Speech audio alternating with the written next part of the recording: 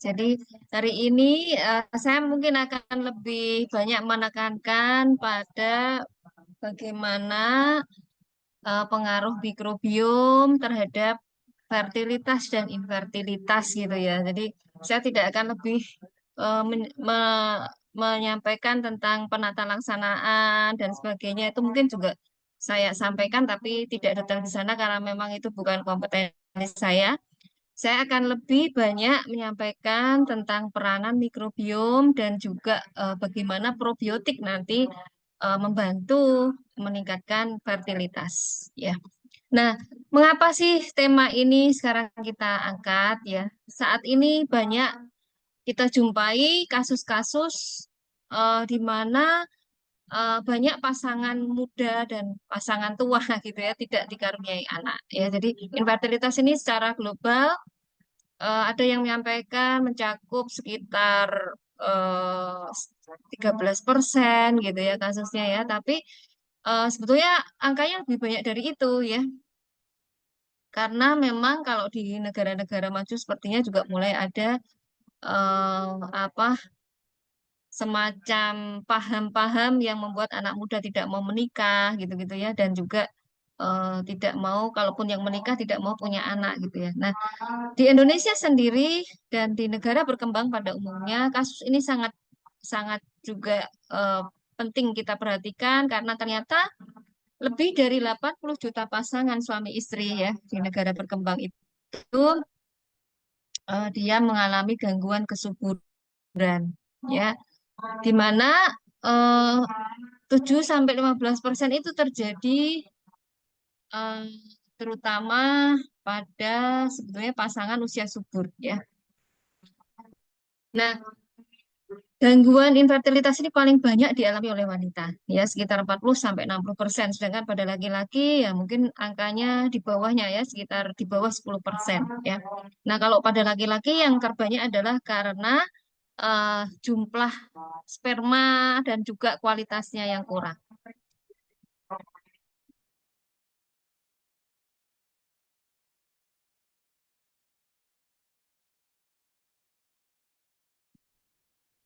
Sebelumnya mari kita review dulu sistem reproduksi manusia ya. Jadi kalau pada perempuan ya kita ketahui di sini berada di daerah belly namanya ya. Belly atau eh, apa bahasa Latinnya abdomen ya di mana di sini ada organ yaitu berupa rahim ya rahim atau uterus namanya di mana dia berbentuk seperti buah pir ya. Lalu di sini ada dua ovarium ya ovarium yang kanan lalu yang kiri. Nah, kemudian antara ovarium atau kandung indung telur ya dengan rahim itu dihubungkan oleh saluran yang namanya tuba falopi ya ini ya tuba falopi di sini ada kanan dan kiri ya. Lalu telur ini yang memproduksi adalah indung telur atau ovarium ya di mana setiap bulan kita akan mengalami periode yang disebut ovulasi yaitu pengeluaran telur ya di mana telur ini akan berjalan ya berjalan ke dalam saluran tuba ini nah kemudian masuk ke rahim. Nah, ketika ada apa hubungan suami istri, maka sperma itu bisa berenang, ya, bisa berenang, naik, dan biasanya akan terjadi pembuahan di daerah eh, sekitar tuba dan ovarium, apa namanya, ovum atau telur itu dia setelah dibuahi dia akan mengalami penempelan, ya, penempelan di dalam dinding rahim, ya, membentuk yang namanya eh, bakal embrio ya, atau janin yang disebut blastokis ya lalu dia bisa menjadi embrio menjadi janin dan akhirnya lahir menjadi bayi. Nah, di sini ada leher rahim, ada saluran yang panjang dan sempit ini yang menghubungkan antara di sini namanya eh, apa korpus ya, korpus atau ya bagian dari rahim yang nanti di sini tempat bayi itu tumbuh ya, di mana korpus ini di apa lapisi oleh endometrium namanya, yang dia akan meluruh kalau misalnya yang namanya ovum tadi tidak dibuahi atau pembuahan itu gagal mengalami implantasi gitu ya, gagal tertanam di dalam rahim.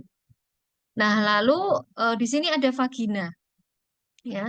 Nah, ternyata eh, dalam perkembangan teknologi diketahui bahwa rahim kita ini tidak steril ya. Jadi rahim lalu tuba ya, ini tidak steril ya.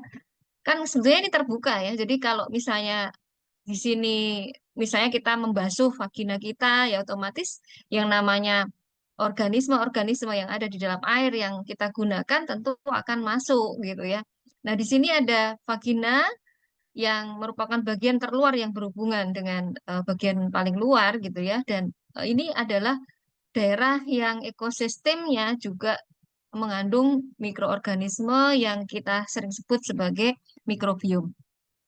Nah, jadi rahim, kemudian tuba, bahkan plasenta ya yang dulu kita kenal plasenta itu steril ya, sekarang juga diketahui mengandung em, mikrobiom. Dan mikrobiom ini kalau terjadi perubahan, maka bisa timbul banyak sekali penyakit, termasuk penyakit yang mengenai ovarium ya, di mana yang sering kali yang menyebabkan akhirnya mengalami gangguan kesuburan adalah karena misalnya di ovarium ini ada kistanya ya. Ada kista, baik itu kista yang terjadi karena kanker ya atau karena eh, yang tumor jina atau juga karena endometriosis. Endometriosis itu adalah kista yang terjadi karena adanya jaringan endometrium yang tumbuh di dalam indung telur ya. Dan ini bisa bilateral ya, bisa kanan kiri kena ya. Nah, maka kalau kanan kiri kena, biasanya orang-orang yang terkena kista itu mempunyai kemungkinan hamil yang lebih rendah ya, karena ovariumnya tidak bisa memproduksi hormon ya, tidak bisa memproduksi telur ya. Nah, selain itu, kelainan yang kedua adalah bila mengenai tuba ini ya, saluran tuba ini biasanya karena radang, karena sumbatan ya, karena misalnya kita menggunakan kontrasepsi lama gitu ya. Nah, kontrasepsi itu salah satu fungsinya kan menimbulkan peradangan dan memekatkan lendir ya, karena di sini sebenarnya ada lendir juga ya. Nah, lendir ini kalau menumpuk di dalam tuba, maka bisa menyumbat saluran tuba tadi sehingga sperma itu tidak bisa masuk dan apa indung telur itu tidak bisa keluar gitu ya. Nah, lalu yang selanjutnya adalah karena gangguan ovulasi sendiri gitu ya. Jadi bukan karena adanya kista, bukan karena saluran tuba yang ini ya, tapi gangguan ovulasi. Nah, lalu juga bisa juga terjadi karena masalah-masalah yang berkaitan dengan anatomi ya, seperti misalnya ini bentuknya ya, bentuk uterusnya tidak normal ya karena kelainan kongenital misalnya ya, eh, di mana yang namanya vagina ini bisa terbelah dua ya kalau kalau kelainan kongenital atau juga eh, rahimnya sendiri yang mengalami bentuk-bentuk yang tidak tidak normal ya. Nah, apa itu fertilitas? Fertilitas adalah kemampuan seseorang untuk hamil dan melahirkan anak oleh suami yang mampu menghamilinya ya. Nah, riwayat fertilitas sebelumnya sama sekali tidak menjamin fertilitas di kemudian hari. Jadi, orang yang sudah pernah hamil dan melahirkan mungkin juga bisa mengalami gangguan infertilitas ya di kemudian hari. Dan di sini eh, fertilitas ini berkaitan dengan fungsi ya satu pasangan yang sanggup menjadikan kehamilan dan kelahiran anak itu hidup gitu ya. Jadi walaupun sudah bisa hamil tapi juga harus bisa lahir hidup gitu ya. Nah, jadi di sini ada pasangan laki dan perempuan ya, tidak bisa terjadi laki-laki dan laki-laki, perempuan dan perempuan ya. Itu akan menyalahi kodrat dan sebetulnya itu tidak akan pernah terjadi secara apa normal gitu ya. Nah, kemudian eh, untuk fungsinya yang namanya sistem reproduksi itu membutuhkan rangsangan-rangsangan dari hormon-hormon yang di sini berada baik di otak ya maupun di adrenal kita. Ya, pengaruhnya bukan hanya dari rahim itu sendiri atau varium ya, tapi dari hormon yang diproduksi oleh yang disebut kelenjar hipofisis dan juga hipotalamus, di mana kedua kelenjar ini akan memproduksi faktor-faktor pertumbuhan dan hormon yang mendukung untuk terbentuknya eh, apa sel telur ya dan juga terbentuknya sperma. Nah, pria yang normal itu harus memproduksi sperma yang normal ya, baik strukturnya maupun jumlahnya dan gerakannya. Ya, jadi sperma itu kan harus bisa berenang ya, dia harus berenang dari bawah ke atas gitu ya, melawan gravitasi gitu. Nah, maka sperma yang sehat itu ada ekornya, ya, ekornya panjang gitu ya, dan dia akan berenang eh, menuju sel telur gitu. Nah, rentang hidup sperma dan sel telur itu pendek. Walaupun sperma itu bisa hidup di dalam sistem apa saluran reproduksi manusia itu selama 2 hari. Ya, maka kalau misalnya ada kasus ini ya apa kasus misalnya pemerkosaan, kita mau melakukan visum ya, asal itu tidak lebih dari 48 jam, kita bisa mendapatkan sperma dari orang yang memperkosanya, gitu ya. Nah, eh, dan mungkin hanya beberapa, walaupun dia mampu hidup, tapi sperma itu belum tentu mampu secara apa kontinu melakukan pembuahan, gitu ya. Maka biasanya ya eh, 1 hari gitu ya dia mampu membuahi gitu. Kalau lebih dari 2 hari biasanya tidak ya. Nah, faktor-faktor yang mempengaruhi fertilitas manusia ini pertama adalah usia, ya. Jadi kematangan dari organ reproduksi manusia itu biasanya sesuai dengan usia tertentu. Nah, pada pria, puncak kesuburan seorang pria itu adalah usia 24 sampai 25 tahun dan pada wanita 21 sampai 24 tahun, ya.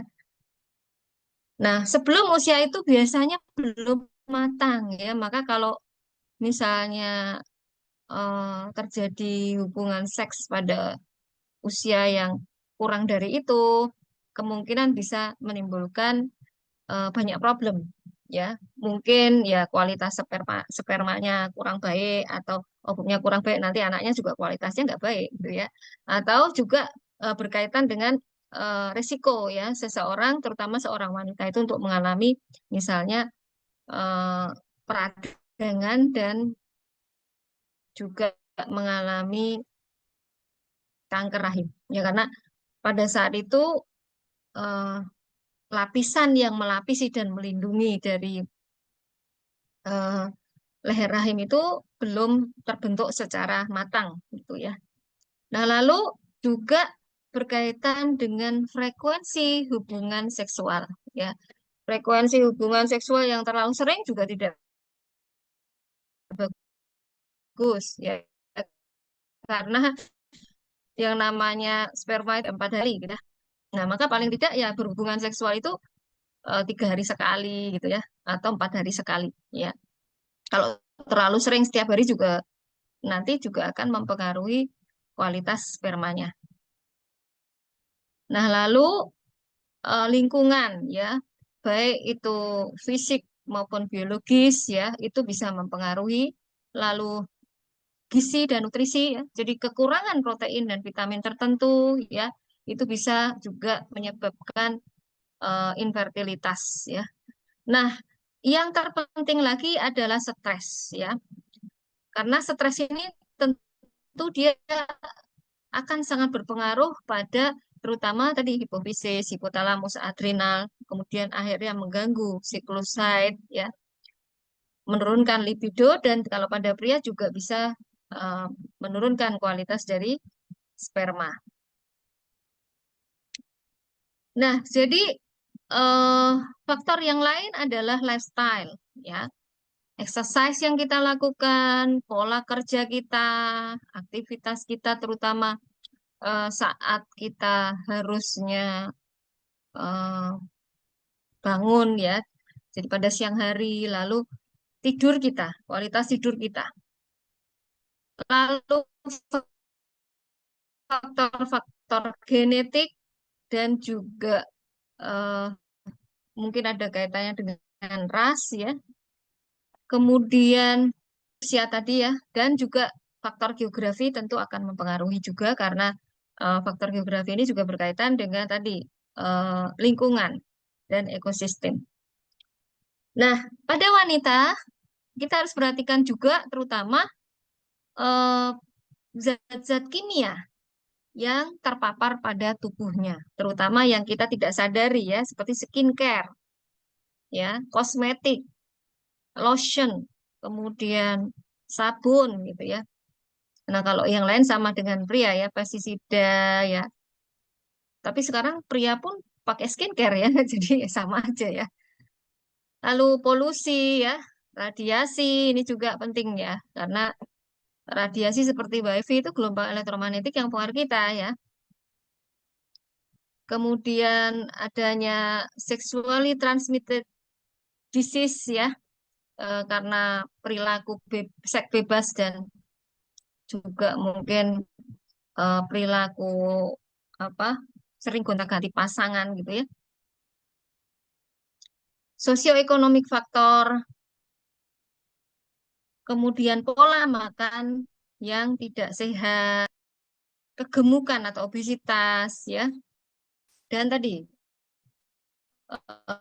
kacaunya irama biologis, irama sirkadian kita karena aktivitas tidur, ya, yang mungkin kurang, atau kita sebagai pekerja shift yang menyebabkan kita harus kalau malam bangun, sedangkan kalau siang kita gunakan untuk tidur. Nah, itu akan mempengaruhi. Nah, ini bagaimana makanan mempengaruhi. Ya, jadi kenapa sih tadi pola makan, lalu ada insufisiensi nutrisi tertentu, itu akan mempengaruhi, ya, karena salah satunya makanan itu adalah bahan baku, ya, dari sinyal-sinyal yang diperlukan untuk produksi hormon, salah satunya, ya, untuk produksi neuroneurotransmitter yang dia akan pengaruhi emosi, ya, mempengaruhi produksi melatonin untuk antioksidan kita. Nah, makanan ini em, membuat eh, akhirnya menjadi bahan baku untuk energi dan juga untuk pembuatan dari terutama hormon-hormon dan neuropeptida yang berkaitan dengan hormon yang mempengaruhi sistem reproduksi, yaitu misalnya GnRH, ya, kemudian ada FSH, ada LH, ya. Jadi ini ovarium, ya, ini di otak ini ada hipotalamus, dan ini di sini namanya kelenjar hipofise anterior dan posterior yang dia mempengaruhi produksi FSH dan LH, eh, yang akan mempengaruhi hormon-hormon di ovarium atau kandung indung telur, dan mempengaruhi juga eh, jumlah telur, ya, di sini. Ya, ini isinya di sini ada namanya folikel-folikel, ya, di mana dia berisi sel telur, ya. Jadi terbentuk yang namanya folikel, lalu di situ ada sel telur, ya, dan ini juga eh, akan menentukan apakah seseorang itu mengalami menopause atau tidak, ya. Nah, seperti glukosa, glukosa itu juga sangat mempengaruhi ovarium, ya. Kemudian asam amino, ya. Asam amino, di mana asam amino akan mempengaruhi juga eh, apa sinyal-sinyal sintesa protein, ya. dan juga ini membutuhkan insulin ya, hormon insulin ya, dan ini akan mempengaruhi kualitas dari sel telur ya. Nah, demikian juga kandungan lemak di dalam tubuh ya, di mana kalau makanan berlebih ya dan makanannya tidak sehat, maka terutama sel lemak ini dia akan lebih banyak gitu ya. Di mana di sini adanya asam lemak ya, itu dibutuhkan untuk produksi hormon-hormon steroid yang dia akan mempengaruhi pembuahan dan pembentukan sel telur tadi ya.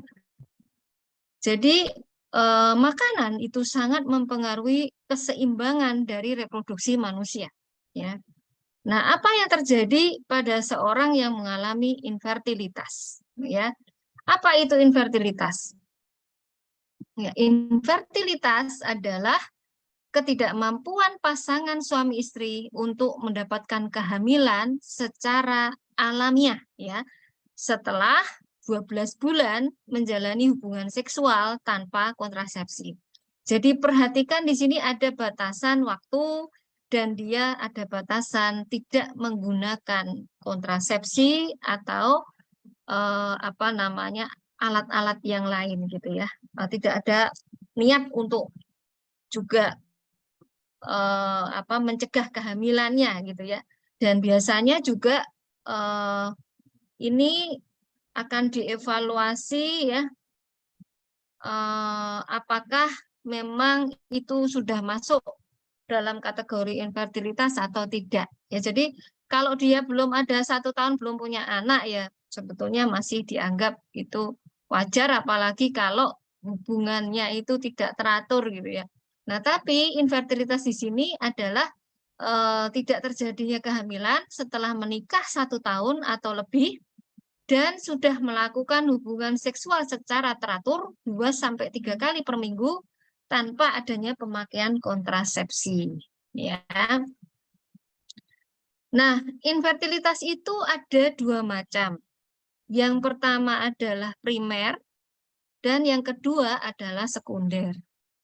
Infertilitas primer adalah terjadi bila seorang wanita itu belum pernah hamil pada wanita yang telah berkeluarga meskipun hubungan seksual dilakukan secara teratur tanpa kontrasepsi dengan selang waktu kurang 12 bulan.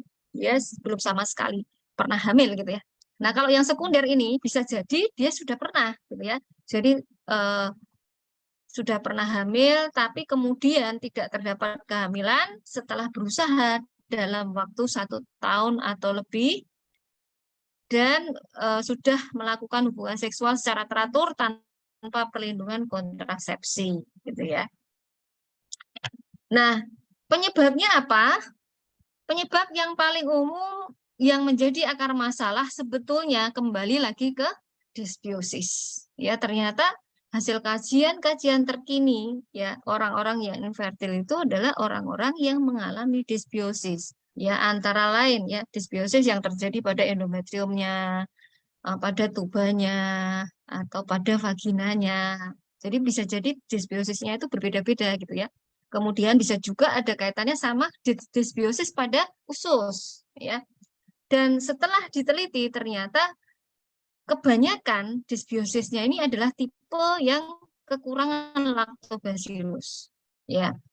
Nah, lalu penyebab yang lain karena usia ya, karena sekarang juga banyak orang yang menikah itu sudah terlanjur usia tua gitu ya. Jadi sudah tidak lagi pada masa subur. Nah, kemudian kelebihan berat badan atau obesitas ya. Obesitas sendiri sebenarnya ada hubungannya sama dysbiosis ya. Lalu juga bisa terjadi karena aktivitas olahraga yang berlebihan atau frekuensi hubungan seksual yang misalnya terlalu sering atau justru kurang gitu ya. Lalu lingkungan yang buruk ya, misalnya tadi terpapar banyak polusi gitu ya. Kemudian gizi yang buruk dan psikis tadi. Nah, pada pria yang paling sering adalah kelainan anatomi ya. Lalu gangguan fungsi seperti misalnya kemampuan spermatogenesis ya, dan mungkin ada penyakit-penyakit genetik ya, misalnya sindrom yang namanya Klinefelter misalnya ya, di mana seorang laki-laki yang mendapatkan sindrom Klinefelter ini cenderung dia mengalami yang namanya feminisasi ya, jadi keperempuan-perempuanan gitu. Nah, lalu wanita di sini yang berkaitan dengan dysbiosis adalah penurunan lactobacillus dan karenanya banyak penelitian membuktikan terjadi peningkatan dari patogen ya, bermacam-macam patogen ya, bisa jadi Chlamydia trachomatis atau Gardnerella vaginalis ya, atau spesies yang lain, atau bahkan eh, di sini bisa asimptom ya, tidak ada gejalanya ya. Kalau yang saya sebutkan sebelumnya biasanya gejalanya keputihan ya.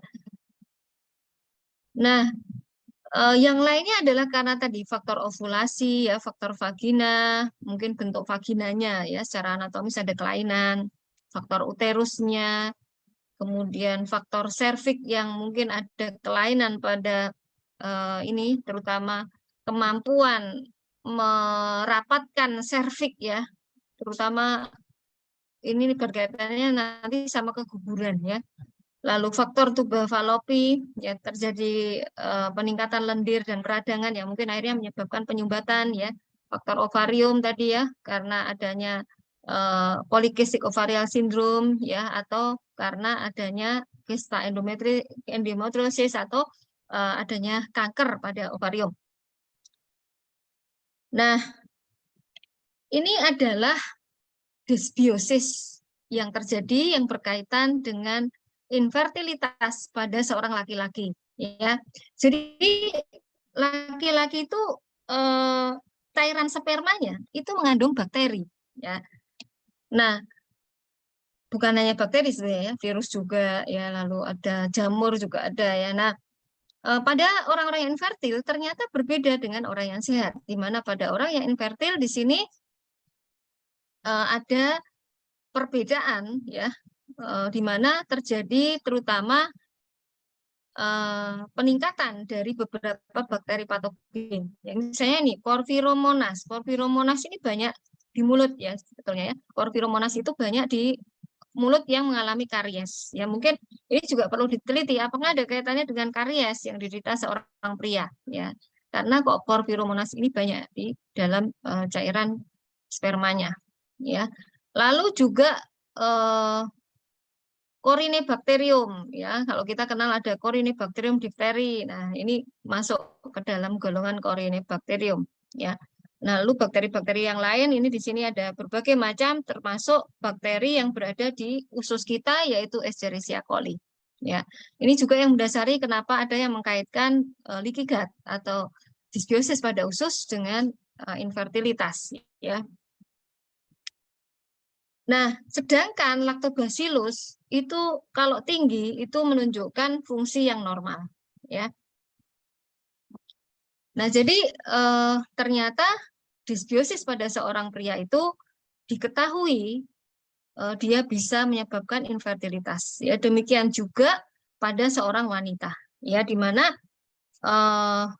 seorang wanita yang mengalami dysbiosis tentu juga akan lebih rentan untuk mengalami banyak penyakit. Tinggal tipe dysbiosisnya apa ya. Jadi berbeda-beda ya antara tipe dysbiosis pada kista endometriosis ya, pada tadi sumbatan pada tuba, dan juga karena PCOS misalnya. Nah, ini gambaran hasil riset terkini tentang ekosistem-ekosistem ya pada rahim manusia ya, di mana ternyata ekosistem yang terbanyak di sini kita lihat yang warna-warni sekali ini ya. Ini ada pada terutama pada tuba ya, lalu pada ovarium juga ada ya. Kemudian pada rahim ya. Nah, sedangkan di vagina ini paling besar adalah lactobacillus ya. Nah, kalau terjadi infeksi berupa bakterial vaginosis ya, yang biasanya tandanya adalah keputihan, gitu ya. keputihan yang berbau seperti uh, visi odor ya. Visi odor itu bau seperti ikan gitu ya. Dan apa namanya? Biasanya berwarna kental, kekuningan gitu ya. Ini bisa menyebabkan kerusakan pada tuba dan menyebabkan infertilitas. Dan ini juga akan meningkatkan risiko bayi lahir prematur ya atau juga keguguran. Dan ini juga bisa dipengaruhi oleh laki-laki ya. Maka kalau perempuan keputihan, laki-lakinya juga harus diobati ya. Kalau laki-lakinya suka jajan, maka dia bisa menularkan penyakitnya pada istrinya. Nah, pada laki-laki kalau ada disbiosis ya, maka kemampuan sperma untuk bergerak atau motilitas itu akan menurun ya, konsentrasinya menurun dan morfologinya juga akan mengalami kelainan.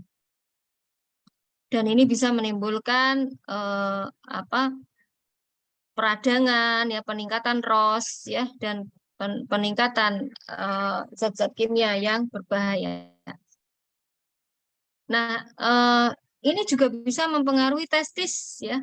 Jadi bukan hanya pengaruhnya ke cairan sperma, ya, tapi juga pengaruhnya ke testis, ya, dan juga epididymis namanya di sini, ya. Jadi di sini ada epididymis.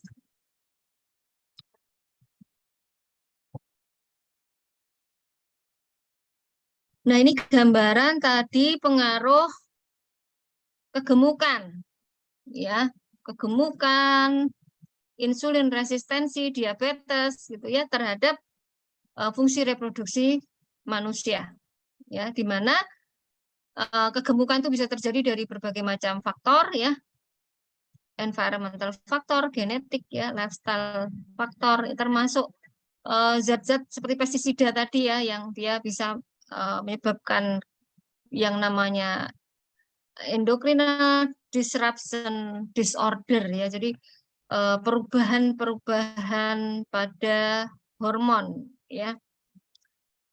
Nah, adanya kegemukan itu akan mempengaruhi hormon-hormon yang lain yang menyebabkan akhirnya terjadi perubahan metabolisme pada lemak, menyebabkan keracunan ya, lipotoxicity ya, keracunan lemak ya karena terbentuknya eh, lipid peroksidasi gitu ya.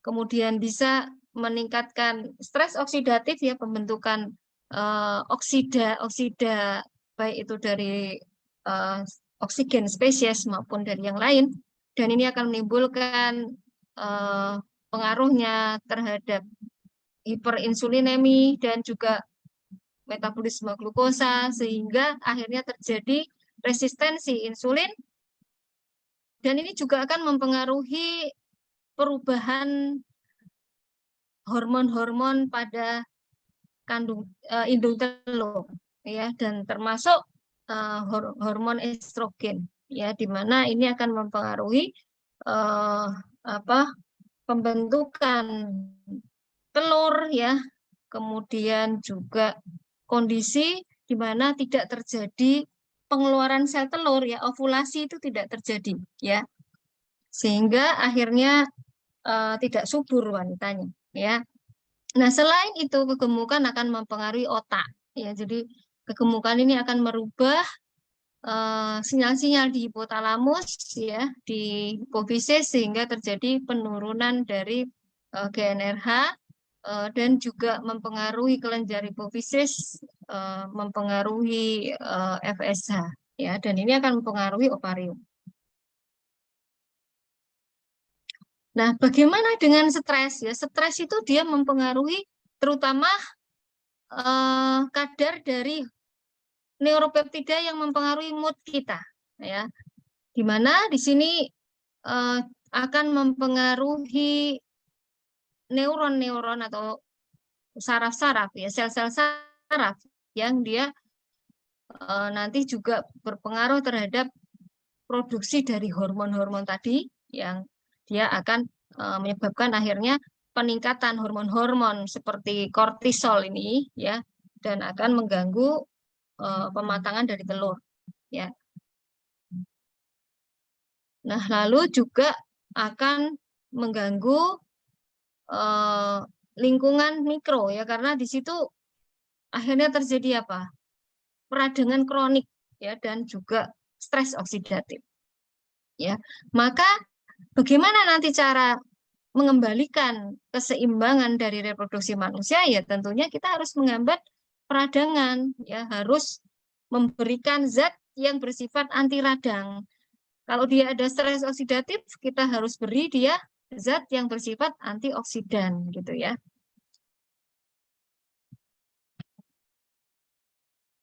Nah, ini adalah beberapa zat-zat toksik yang harus kita perhatikan kalau kita ingin menghindari infertilitas. Ya, di sini ada pestisida, ada fungisida, ya ada beberapa macam fungisida di sini ya, ada fenarimol ya, kemudian ditiokarbamat, prokloras ini ya, di mana pada tikus dan pada manusia dibuktikan bahwa pestisida itu bisa menurunkan fertilitas manusia dengan menghambat produksi telur ya, kemudian juga mempengaruhi eh, penempelan dari sel telur yang dibuahi ya, sehingga tidak terjadi kehamilan ya.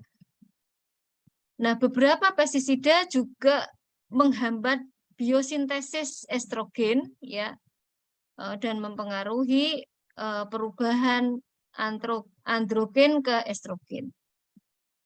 Nah, lalu juga beberapa insektisida ya seperti metoxiklor, DDT ya, lalu yang ada banyak pada plastik ini misalnya. Nah, kita harus hati-hati menggunakan wadah-wadah dari plastik ya, misalnya galon ya.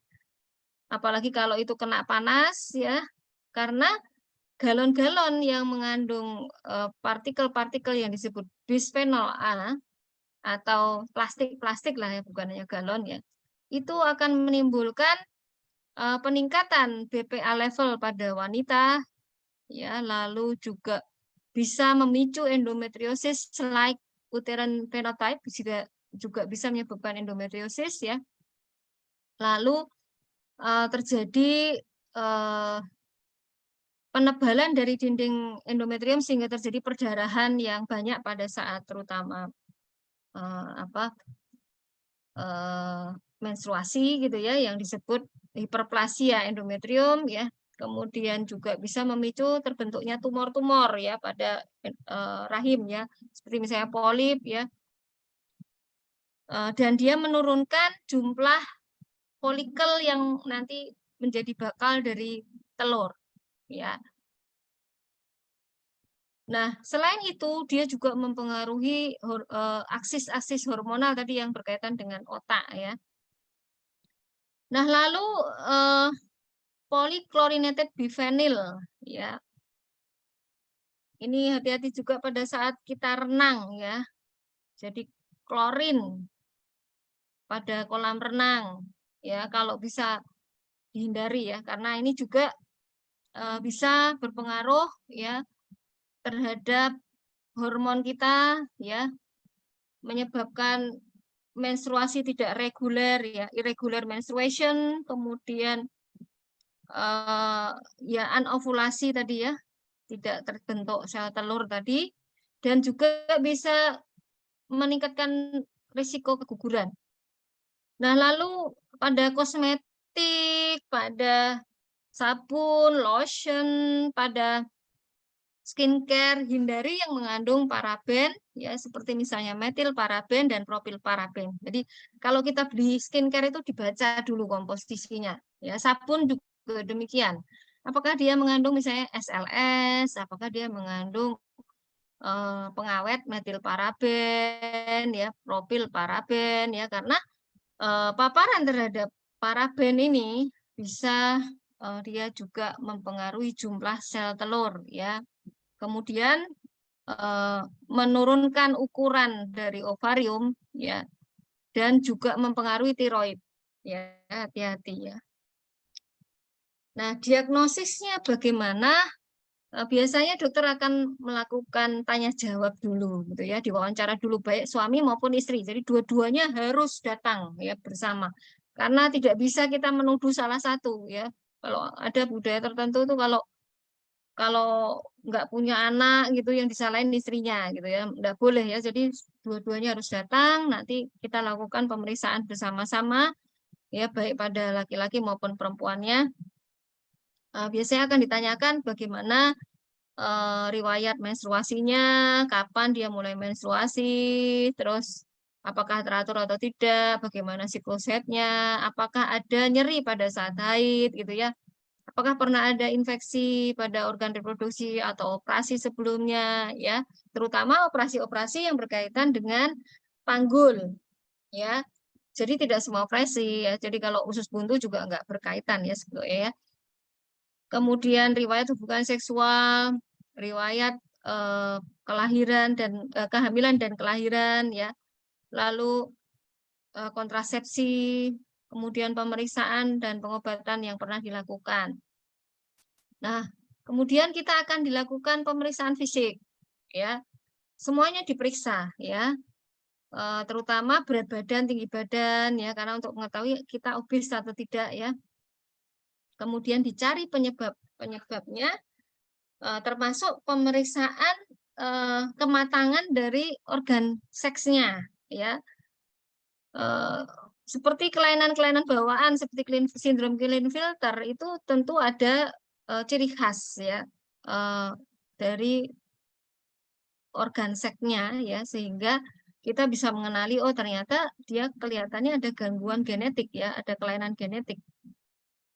Lalu juga gangguan endokrin ya, yang bisa dilihat pada pembengkakan kelenjar tiroid ya, lalu pemeriksaan payudara dan organ-organ genitalia. Kemudian pemeriksaan pada panggul ya, mencari dugaan adanya endometriosis, tadi ya ada tumor, ada apa namanya kista, kemudian peradangan yang mungkin ditandai dengan nyeri ya dan sebagainya. Nah, lalu juga dilakukan pemeriksaan laboratorium ya. Nanti mungkin kalau yang perempuan dia akan dilakukan penilaian ovulasi ya.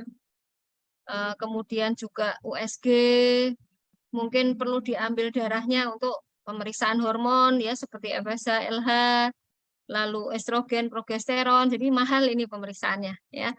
Nah, lalu kalau pada laki-laki ada uji pasca senggama ya. Jadi eh, bagaimana melihat interaksi antara sperma dengan getah serviks ya, dilakukan setelah 2 sampai 12 jam pasca senggama, lalu akan diperiksa di bawah mikroskop dan harus ditemukan paling sedikit 5 sperma.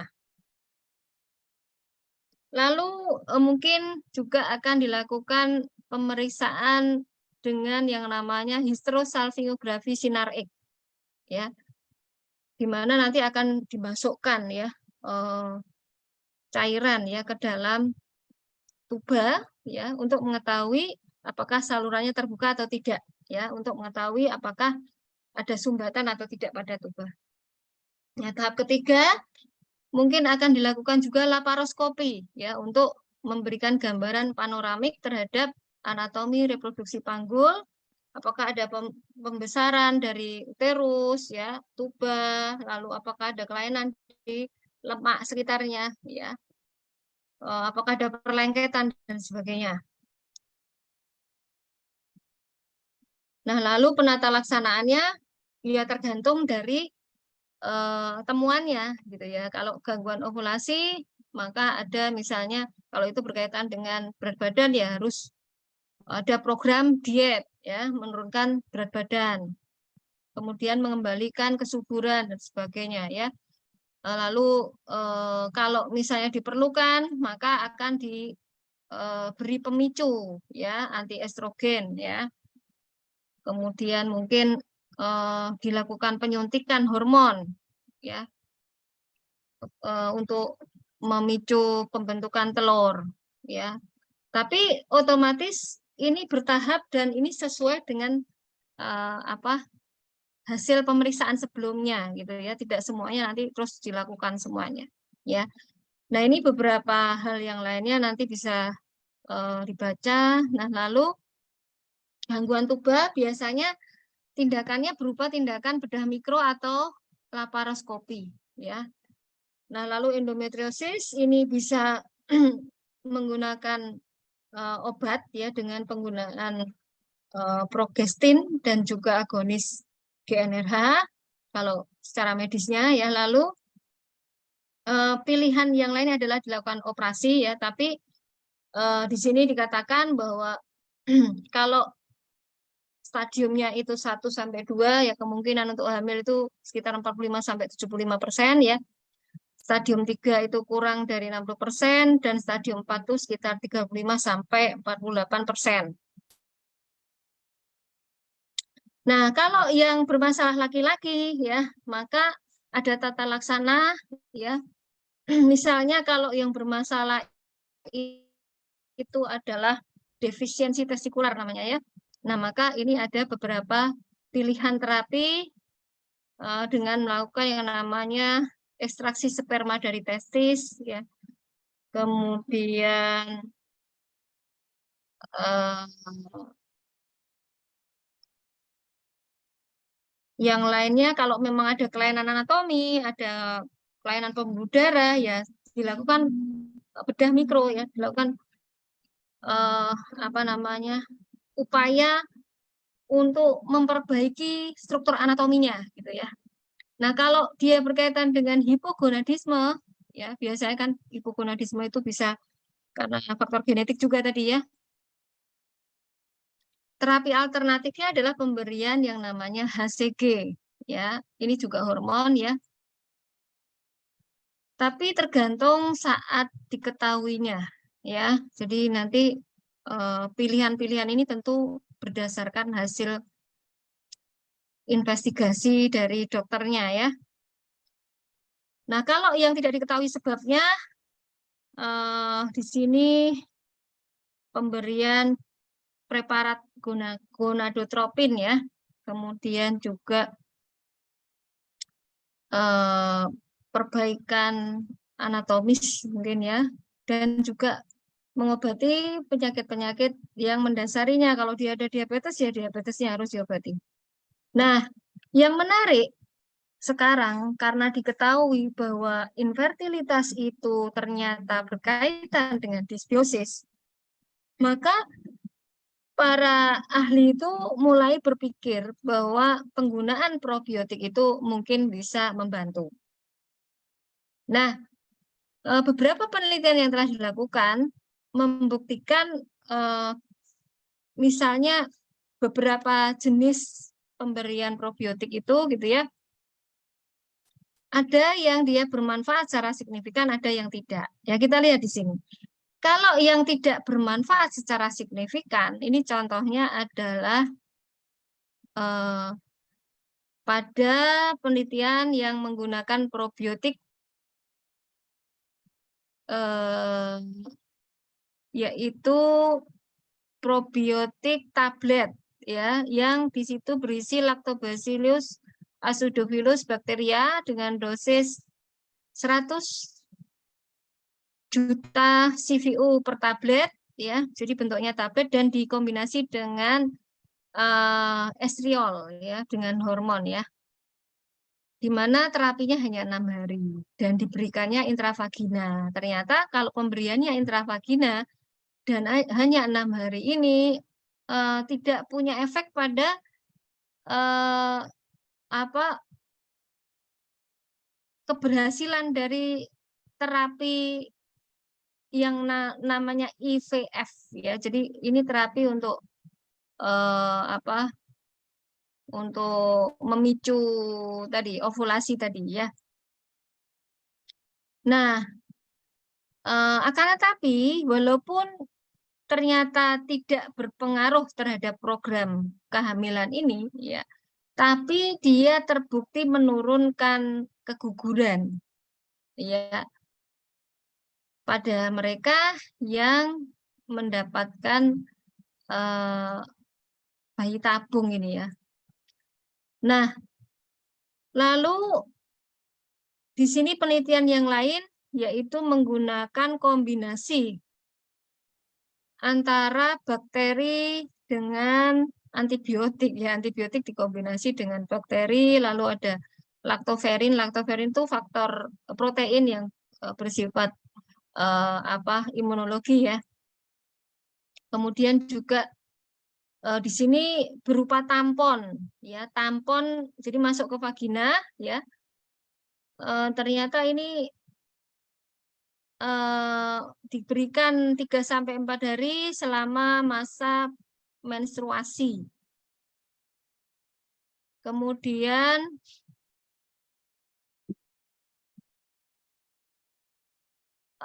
pregnancy rate-nya ternyata tidak signifikan. Jadi kalau diberikan per vagina, jadi masuk ke dalam vagina itu ternyata hasilnya tidak signifikan. Ya ini juga ini yang ini ya, probiotiknya juga diberikan intravaginal ya.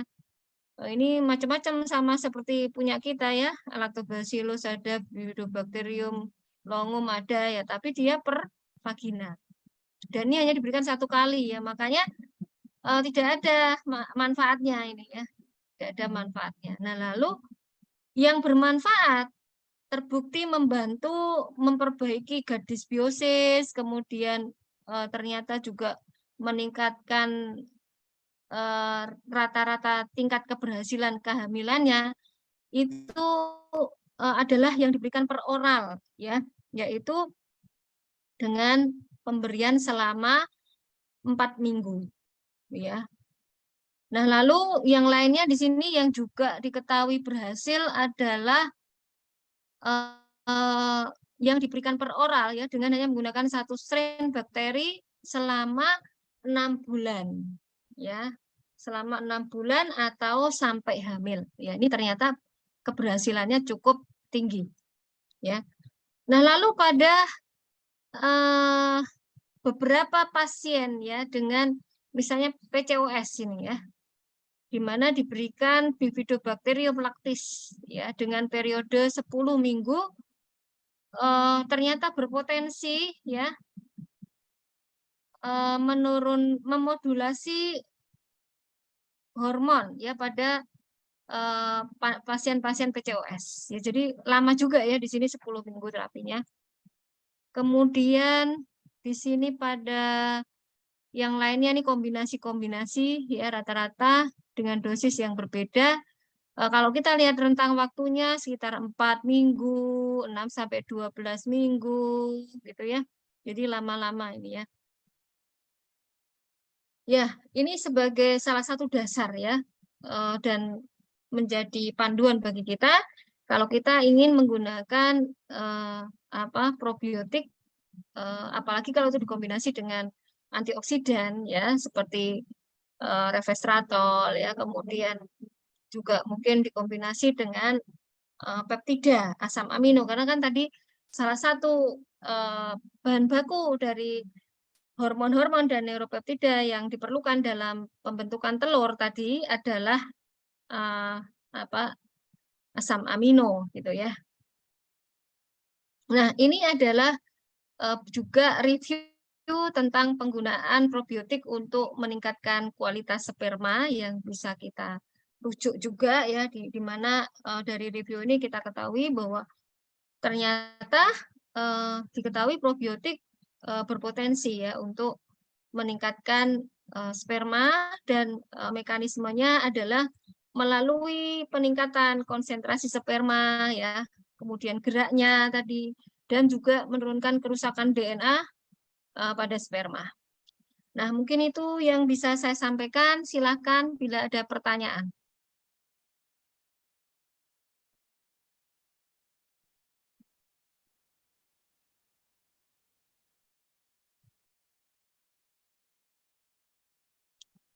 Ya, ini saya baca dulu.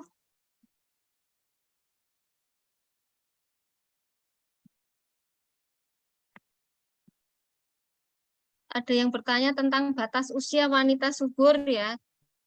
Nah, tadi saya sampaikan di sini adalah usia 21 sampai, itu puncaknya ya. Puncaknya 21 sampai 24, tapi kalau batas suburnya wanita paling akhir itu ya sekitar mungkin 40-an ya, walaupun ada beberapa orang yang 50 saja masih subur ya, batas wanita ini ya. Jadi kalau perempuan tuh puncak kesuburannya itu adalah 21 sampai 24 ya. Maka kalau mau menikah ini wanitanya yang paling baik pada usia ini ya. Saya dulu menikah usia 21 ya, anak saya sekarang 11 ya. Jadi batas kesuburan wanita puncaknya paling subur adalah 21 sampai 24 ya, tapi biasanya berangsur-angsur menurun ya sampai dia mengalami menopause ya. Kemudian pertanyaan lagi tentang LDR ya. Ya kalau LDR memang akhirnya kan karena tidak pernah bertemu gitu ya, makanya harus ada komitmen bersama ya. Kalau memang kita lagi program hamil ya diusahakan ya pada saat itu paling tidak dalam waktu 1 minggu melakukan hubungan suami istri setidaknya berapa kali tadi 2 sampai 3 kali per minggu gitu ya. Karena produksi dari sperma itu adalah sekitar 3 hari sampai 4 hari sekali. Nah, lalu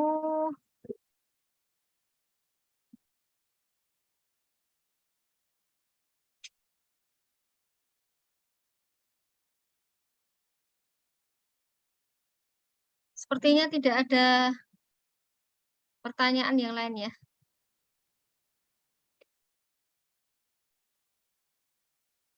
Oke dok, ini ada pertanyaan sebenarnya ya ini rada umum sih. Iya. Apakah ada kemungkinan gini ya, saya jadi satu pertanyaan tapi ada dua gitu loh dok.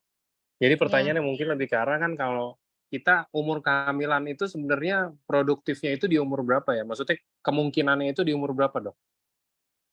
Apakah Iya. pas 17 tahun udah bisa langsung atau mungkin kayak yang 13 tahun untuk wanitanya ya?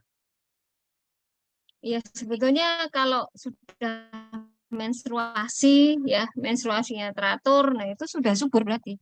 Cuma puncak kesuburan itu wanita 21 sampai 24 tahun. Ya, kalau pada Oke. laki-laki puncak kesuburannya itu pada usia berapa tadi? Pada usia 24 sampai 25 tahun. Kalau pada Oke, laki-laki ya, maka kalau mau menikah ya paling baik pada usia itu gitu loh. oke, oke. Oke dok, Ya. sama pertanyaannya, kalau misalkan udah melewati masa produktif, kita nggak bilang masa subur ya dok, kita bilang masa produktif itu kayak Ya. mungkin wanita udah menuju menopause atau bahkan mungkin udah menopause, masih ada nggak walaupun sedikit menuju menopause, masih ada nggak kemungkinan walaupun sedikit bisa hamil lagi dok? Ya, masih memungkinkan ya. Eh, saya beri contoh itu artis itu siapa ya? Artis Michael, saudaranya Michael Jackson itu siapa? Saudaranya Michael Jackson namanya siapa, Pak? Mah Itu banyak kayak tuh, banyak dok. Siapa ya? Janet Jackson ya? Oh Iya Janet bener. Janet Jackson, ya ada. Janet Jackson tuh 57 loh, Pak. Ya, Oke. 57 itu melahirkan. Nah, ada juga yang kalau kisahnya Bunda Sarah ya, Bunda Sarah istrinya Nabi Ibrahim itu juga umurnya sudah tua ya. Jadi itu masih mungkin gitu ya. Jadi asal kita bisa melakukan stimulasi eh, terhadap ovarium ya untuk memproduksi eh, sel telur ya, itu masih mungkin ya. Karena kan pada prinsipnya itu kemampuan ovarium untuk produksi kan. Gitu.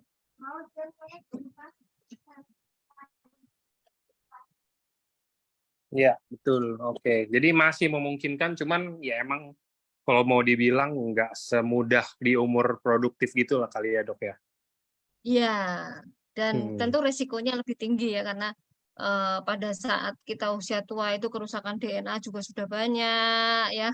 Kemudian apa ya kemungkinan kemungkinan yang lain misalnya ada gangguan di sistem reproduksinya, apalagi kalau dia hamil berkali-kali gitu. Saya dulu melahirkan terakhir tuh usia 42 tahun. gitu. Oke. Ya.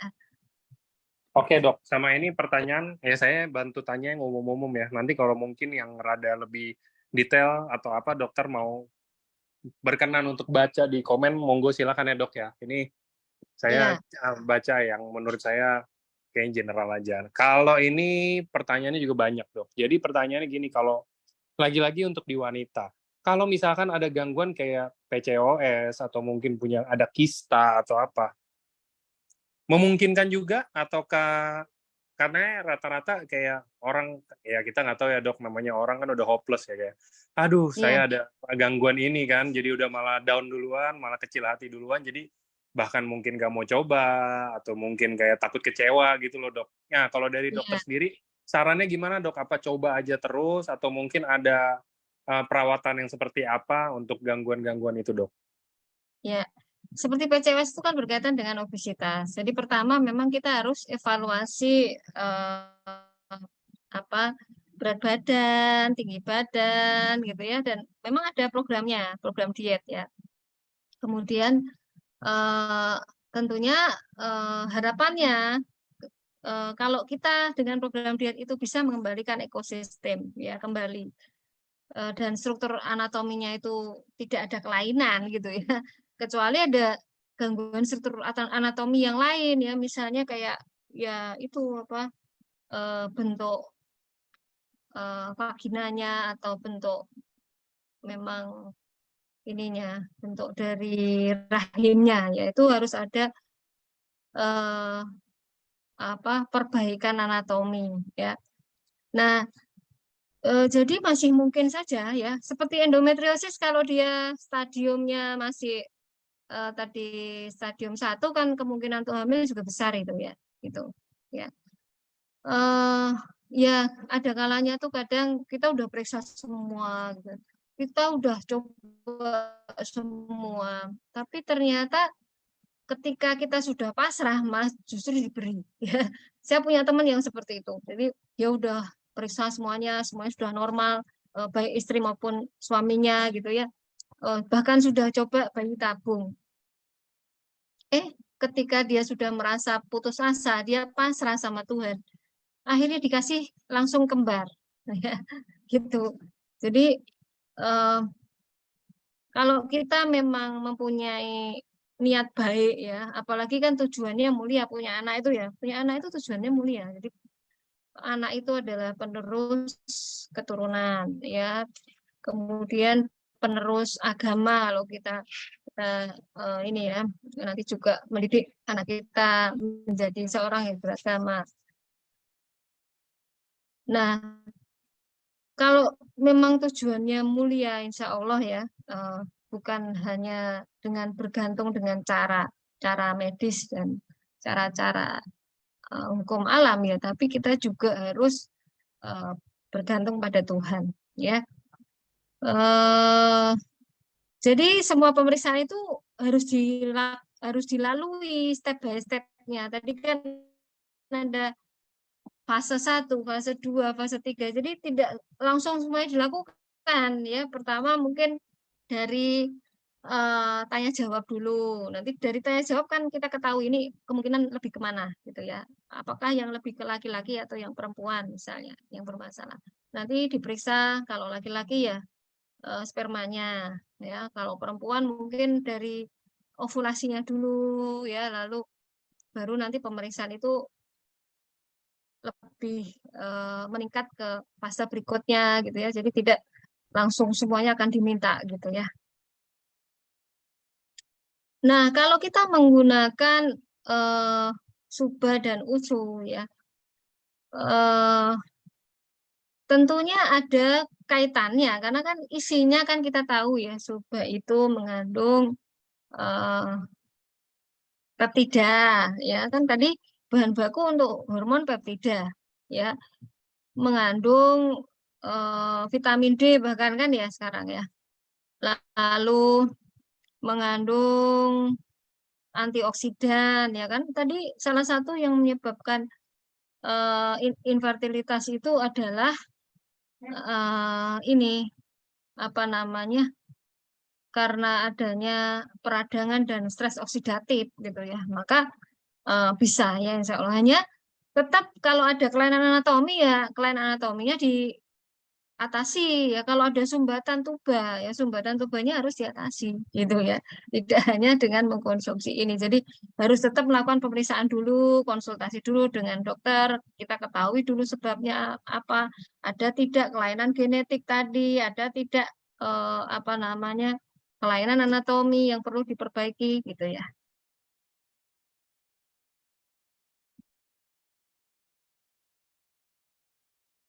Ada pertanyaan tentang diagnosa matur kistik teratoma. Oh ya. Ini jenis tumor jinak ini. Ya, Bapak Max ya. Ini Bapak apa Ibu ini? Ya, kalau saya sarankan dengan usuk-usuk kali sehari ya, tapi kalau mau 3 kali sehari silakan. Tapi kalau ini sudah dioperasi ya cukup 2 kali sehari saja. Ya karena ini jinak ya. Perbaiki gaya hidup ya, pola makan ya. Oligosperma ya, oligosperma pakai usuk-usi ya. Jangan subah ya, pakai usuk-usi. Dosisnya bisa 2 kali 1 ya. Terus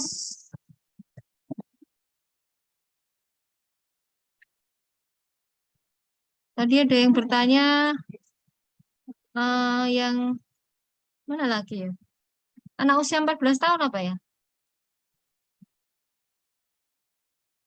Pertanyaan yang tentang anak 11 tahun malah nih. Saya kok nggak bisa scroll nih.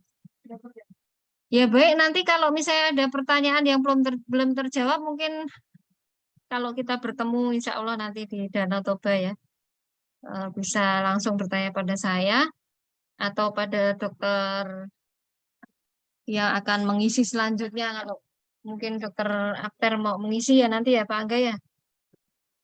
Bagaimana Iya, Pak Angga? betul.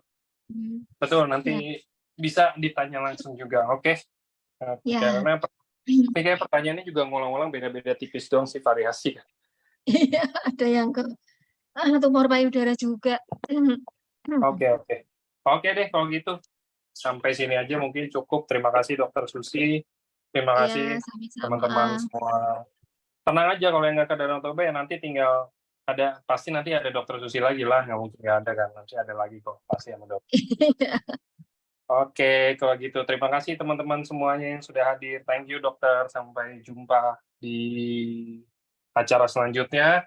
Dan buat teman-teman Iya, semuanya, selamat sore, selamat berakhir pekan. Terima kasih dokter. iya, selamat sore semuanya. Selamat berakhir pekan. Jangan lupa bahagia. Salam sehat. Sama-sama.